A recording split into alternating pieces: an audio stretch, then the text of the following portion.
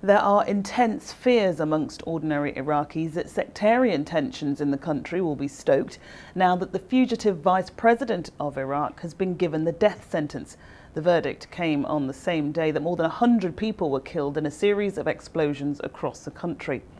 Vice President Tariq al-Hashemi, the senior-most Sunni political figure in Shiite-ruled Iraq, was found guilty of running death squads during the country's civil war, which erupted after the invasion by coalition forces in 2003.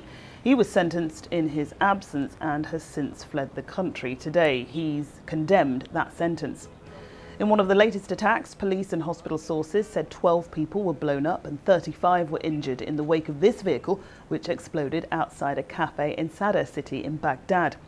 More violence is expected because of the severity of the wave of attacks across Iraq before Hashemi's death sentence was even issued.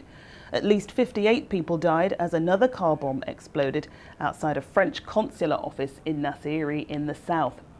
Vice President Tariq al-Hashemi is now in exile in Turkey, claiming the charges against him are politically motivated. He was outspoken in his criticism of Shiite Prime Minister Nouri al-Maliki.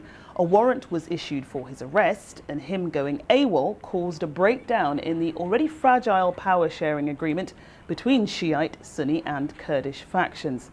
The urgent question for President al-Maliki to answer now is how to pull the country back from what many people fear is the brink of civil war.